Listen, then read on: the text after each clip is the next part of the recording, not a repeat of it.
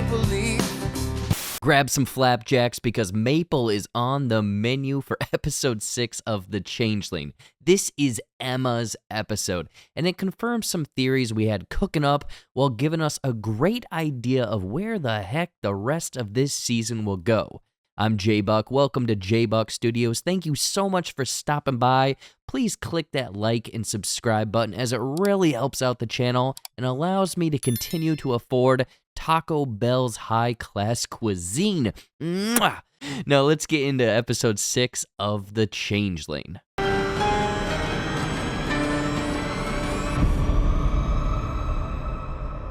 So this episode is all about Emma, seeing what she's been up to, while all of these other events with Apollo have played out, including her changeling and other folklore discoveries. However, I gotta be honest, this whole episode screamed of parallels with Alice in Wonderland. Emma is essentially Alice going through a lot of eerily similar events. I mean, there are a handful of references to rabbits, from an actual one to book titles referencing the Alice in Wonderland White Rabbit. Heck, Cal is even reading children the story of Alice in Wonderland at one point in this episode.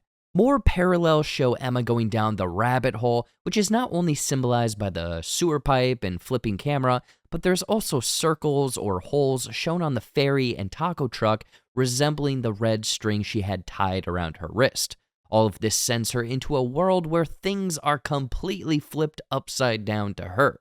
Prior to this, she had to navigate dangerous waters and deal with the evil queen and her 2 sidekicks, who are represented by Cal and her 2 bodyguards. Heck, the walrus eating all of the children oysters in Alice in Wonderland is oddly similar to William and the missing children potentially being eaten. Once in the underground, she meets a man with a hat, speaking in rhymes and riddles, seemingly mad, similar to the Mad Hatter. There's even a full table in the background with a bunch of people in one of the scenes, which I'm chalking up as the big old tea party scene from Alice in Wonderland. Finally, when the Cheshire Cat asks Alice about the fork in the road, she doesn't know where she's going, therefore it doesn't matter, similar to the quote graffitied on the tunnel stating, "You are at the place you are meant to be."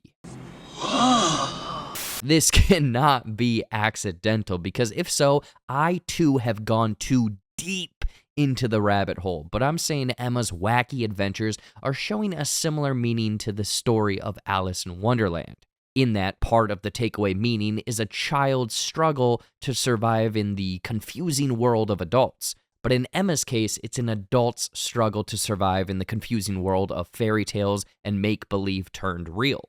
There's probably a few other similarities that I'm missing. However, a few books in the library may give us a clue of where things go from here, with one title being We Share Everything, something Cal and the rest of North Brother Island lives by, along with the Timber Giant being a clue to the giant maple tree discovery later in this episode.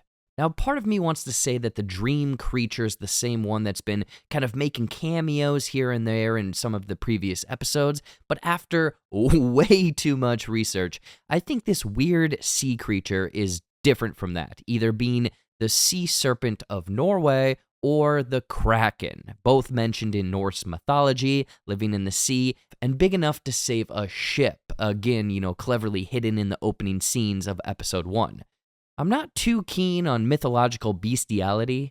Oh my, wow, no, bestiary, mythological bestiary. So if you have any ideas, please let me know your guess on this monster in the comments. Emma's journey has her researching a strange stick in a pile of soil that was left in baby Brian's crib, learning similar things happened to the other mothers on North Brother Island, but they didn't think anything of it. Now this, of course, is evidence of a changeling being swapped out for Brian, with changeling lore stating, sometimes the changeling is said to be a pile of sticks magically made to appear as a mirror image of the stolen child. The mirage sickens before quickly dying. Parents unknowingly bury the sticks, never knowing that their true child was missing. Funny enough, this same article where I pulled this information from mentions ways to get rid of a changeling, stating, threatening to scold it with a hot poker or boil it in a soup pot were two classic examples of good ways to coax the changeling to leave. something Emma actually does. However, all of this leads her on a wild stick chase, learning that the stick and leaf are from a Norway maple, an invasive species. The Norway maple, an invasive species. The aggressive roots girdle even the parent tree, choking itself to death. It creates a canopy of dense shade, preventing regeneration of other seedlings and wildflowers. It is a sneaky bastard tree. Much like how the changeling babies are invasive species to the human families. But also, we should have known this because it's on the freaking poster of the series. Oh my god!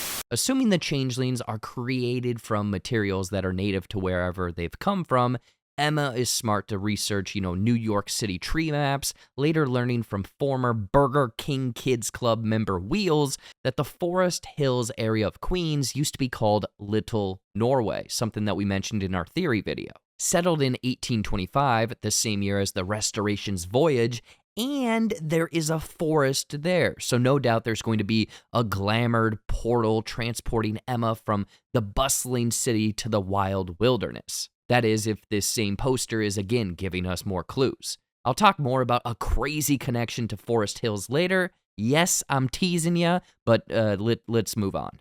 One of the ongoing theories we've had is whether or not Apollo is a god or something more than a man. So far, evidence that's reinforced this is Apollo surviving Emma's beatings, him making it to North Brother Island, despite Cal saying that no one short of a god could make it there, Apollo exclaiming, "He is the god Apollo," every 5 seconds. The sun seemingly brings Apollo some sort of energy, and the symbolism behind the blue smoke in Apollo's nightmares. Again, we dive into all of this much deeper in our most recent theory video, linked above. Show it some love, people. But episode 6 subtly hides a few more details that may support this theory. For example, Emma wakes up in the jail cell with a bright sun behind her, almost as though Apollo is bringing her back to consciousness. And there's the whisper in the library. Emma seemingly whispers Apollo's name, and across the room he senses her as though he has heightened senses or something.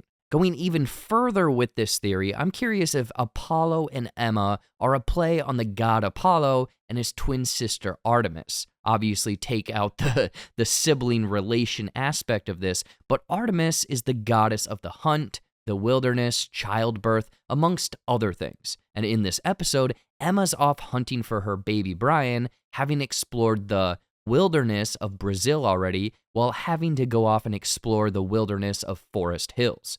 Artemis was said to be surrounded by a large entourage, mostly made up of nymphs, of which Cal and the Wise Ones represent.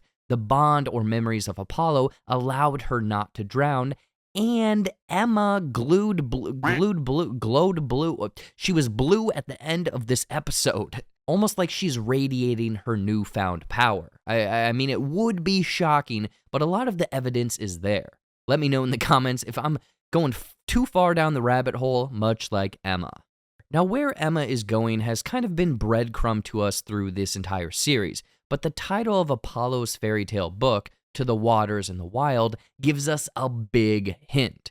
Emma already dealt with the waters of the East River in this episode, so now it's off to the wilds. The particular quote from the book that's been repeated several times states, "At home in the forest, forever lost in the wild," which Emma and Wheels determined was Forest Hills because of its history of being known as Little Norway and Norway maple trees.